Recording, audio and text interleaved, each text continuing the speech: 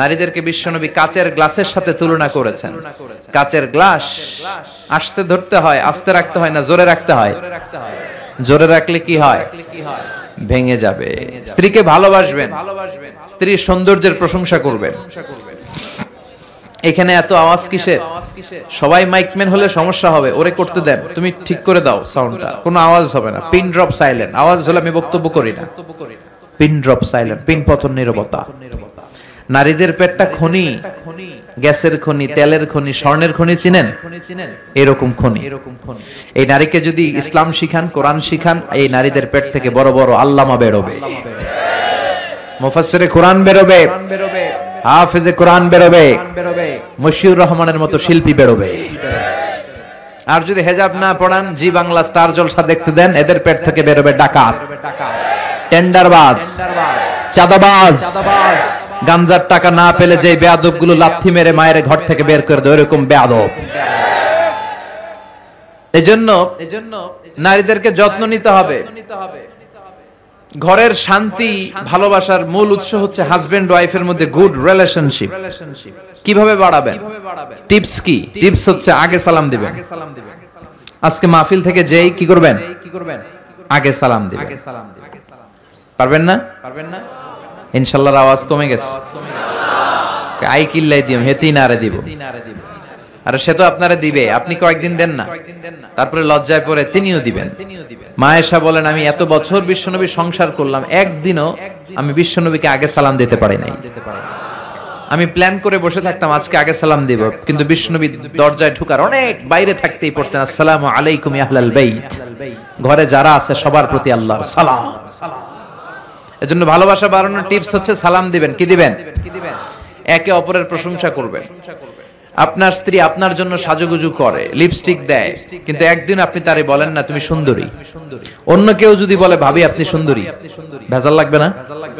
বউ আপনার, আপনি বললেন না তুমি সুন্দরী, পাশের ঘরের এক ভাই বলল ভাবি আপনার তো হেভি লাগতেছে, অসাধারণ, আপনি ঝামেলা আছে না নাই? আপনি বললেন না সুন্দরী, আপনার ছোট ভাই বলে ভাবি তুমি সুন্দরী, ভেজাল আছে না নাই?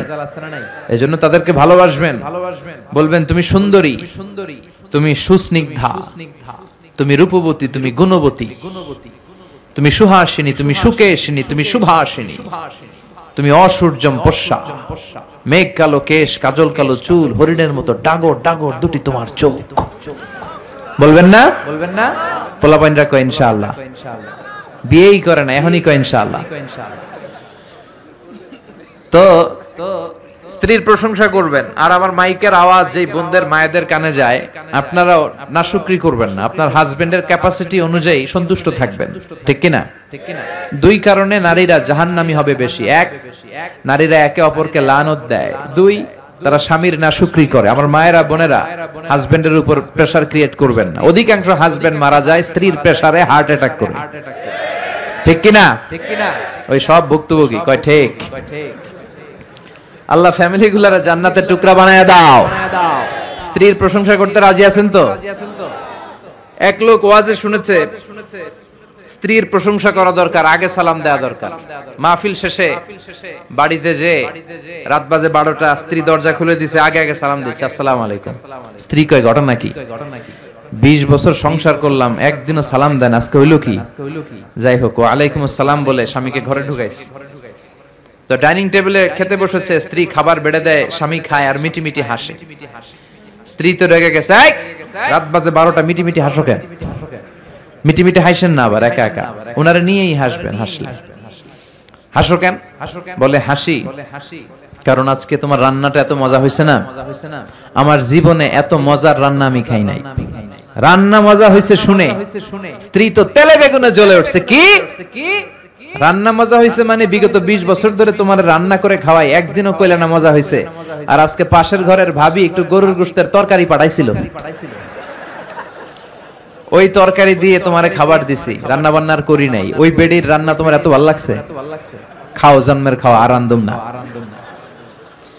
এরকম উল্টা পাল্টা প্রশংসা করা যাবে না। প্রশংসার আগে কনফার্ম হয়ে নেবেন, recheck, cross check and double check যে রান্নাটা করেছিল কে, ঠিক কিনা? তা না হলে কিন্তু চুলায় আগুন জ্বলবে না, রোজা রাখা লাগবে। আল্লাহ আমাদের ফ্যামিলি গুলোরে জান্নাতি ফ্যামিলি বানাও। জোরে পড়েন আমিন। সূরার নাম কি? জোরে বলেন, আরো জোরে। তিন মানি ডুমুর, তিন মানি ডুমুর। সূরাতুত তিন, বিশ্বনবী এই সূরাটাকে এশার সালাতে পড়তেন। কোন সালাতে? সাইয়েদনা বারা ইবনে আযিব রাদিয়াল্লাহু তাআলা আনহু বলেন, সহিহ বুখারীর বর্ণনা, আমি বিশ্বনবীকে এশার নামাজে সূরাতুত তিন ওয়াজ যাইতুন তেলাওয়াত করতে শুনেছি। ফামা সামি'তু আহসানা সাউতান মিন সাউতি রাসূলিল্লাহ, বিশ্বনবীর কণ্ঠের চাইতে এত মধুর কণ্ঠ আমার জীবনেও কোনোদিন শুনি নাই। বিশ্বনবীর কণ্ঠের কোনো তুলনা হয়? অনেকে বলে সাইয়েদনা দাউদ আলাইহিস সালামের কণ্ঠ নাকি খুব সুন্দর ছিল। কথা ঠিক, কিন্তু নবীর চাইতে বেশি সুন্দর।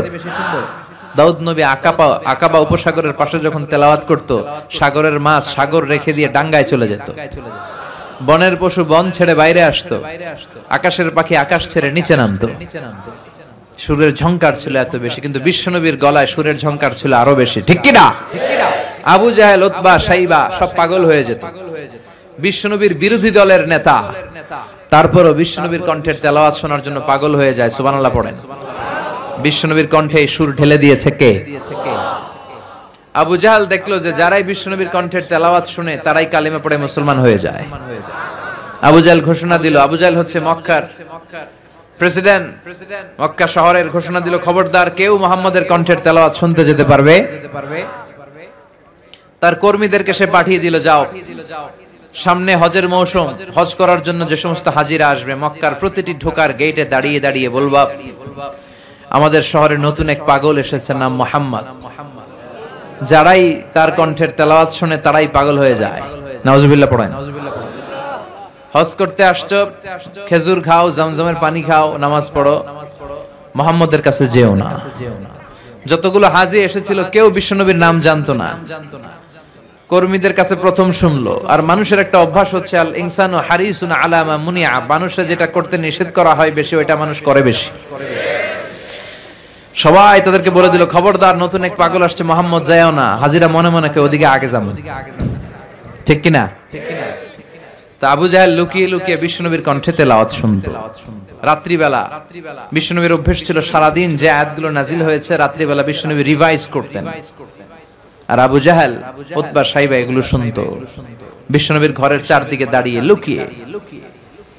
বিশ্বনবীর তেলাওয়াত শেষ হলে সবগুলো দিত দৌড়। ফিরে যাওয়ার রাস্তা থাকতো একটা, সবার সাথে সবার দেখা।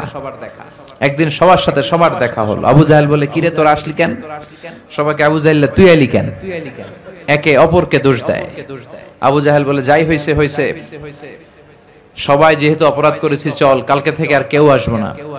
সবাই ওয়াদা কর, শপথ কর, আর দস্তখত দে, সিগনেচার দে যে যারা আসবে তাদের মাথার চুল কামিয়ে মক্কার বাজারে আলকাতরা মাখিয়ে বাজারে বাজারে ঘুরানো হবে।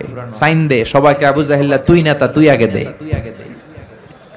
আবু জাহেল সিগনেচার করেছে, উতবা, শাইবা, ওয়ালিদ ইবনে মুগীরা সবাই সিগনেচার করেছে, কাল থেকে কেউ যাবে না। দিন গড়িয়ে রাত আসে, বিশ্বনবীর তেলাওয়াতের সময় হয়েছে। আবু জাহেলের তেলাওয়াত শোনার প্যারা উঠছে। সিরিয়াল যারা দেখে, সিরিয়ালের একটা পেইন আছে না নাই? যখনই সিরিয়াল তার আধা ঘন্টা আগেই পেইনটা ওঠে, হায় হায় সব কাজ বাদ, আমার সিরিয়াল কই, সিরিয়াল আমারে দেখতে হবে। ঠিক কিনা?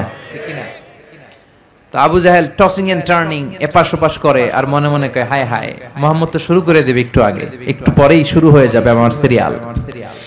আহা কি মধুর কণ্ঠের তেলাওয়াত, না গেলে তো মিস হয়ে যাবে। মনে মনে ভাবে, আজকে যে ধমক দিছি কেউ যাবে না, আমি যাই। সুবহানাল্লাহ পড়েন। উতবা, শাইবা, ওয়ালিদ ইবনে মুগীরা সবার একই চিন্তা।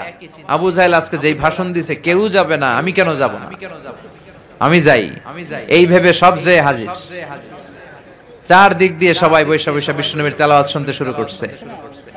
বিশ্বনবী যখন তেলাওয়াত শেষ করলেন সবগুলা দিছে দৌড়। ফিরে যাওয়ার রাস্তা কয়টা? আজকেও দেখা। সবাইকে, কিরে আবু জাহেল, কিরে আবু জাহেলকে তোরাইছিস কে? ওরা বলে, তুমি আসছো কেন? গুতাগুতি আছে না নাই? এই ঘটনা বলার উদ্দেশ্য হচ্ছে বিশ্বনবীর কণ্ঠে কি পরিমাণে সুর ছিল, না জানি কি সুরের ঝংকার তুলে তেলাওয়াত করতেন আমার প্রিয় নবী। ঠিক কিনা? তো সূরাতুত তিন কোন নামাজে পড়বেন? আরো জোরে বলেন। আল্লাহ এখানে 3 জাইতুনের কসম কেটেছেন। খেয়াল রাখবেন প্রিয় ভাইরা, যত জায়গায় কসম তত জায়গায় আল্লাহ ওয়াও ব্যবহার করে। কি ব্যবহার করে? ওয়াও। এটা কসমের ওয়াও, ওয়াও আল কাসামিয়া। আমরা যেই ওয়াও বলি ওইটা না, আমরা কিছু দেখলেই ওয়াও, পোলাপানরা এখন ওয়াও বলে, আছে না নাই? এই ওয়াও না, এটা হচ্ছে ওয়াও আল কাসামিয়া, কসমের ওয়াও। একটু আস্তে। যত জায়গায় কসম কেটেছে তত জায়গায় ওয়াও ব্যবহার করেছে। আল্লাহ সময়ের কসম কেটেছে, যুগের কসম কেটেছে। কি বলেছে? ওয়াল আসর। ওয়াও আছে না নাই? আল্লাহ এখানে তিনের কসম কেটেছে, আল্লাহ বলেছে ওয়াত্তিন। ওয়াও আছে না নাই? আল্লাহ পাহাড়ের কসম কেটে কোরআনের ভেতরে বলেছে ওয়াত্তুর, পাহাড়ের কসম। সূর্যের কসম কেটে বলেছেন ওয়াশ শামসি ওয়া দুহাহা। ওয়াও আছে না নাই? ওয়াল কমারি ইযা তালাহা। ওয়াও ব্যবহার করেছে। ফজরের কসম যখন কেটেছেন তিনি বলেছেন ওয়াল ফাজর। জিলহজের প্রথম 10 রাতের কসম তিনি বলেছেন ওয়া লায়ালিন আশর। জোরার বেজরের কসম কেটে তিনি বলেছেন ওয়াশ শাফঈ ওয়াল ওয়াতর। সুবহানাল্লাহ পড়েন। তাহলে কসম যত জায়গায় আছে তত জায়গায় শুরুতে কি থাকে? ওয়াও। এই তো তাফসীর শিখে ফেলতেছেন আপনারা, আলহামদুলিল্লাহ পড়েন। এটার বলে ওয়াও আল কাসামিয়া। তো আল্লাহ এই সূরাতে তিনের কসম কেটেছে। তিন ফল। কি ফল? তিন ফলের বাংলায় বলে ডুমুর। কি বলে?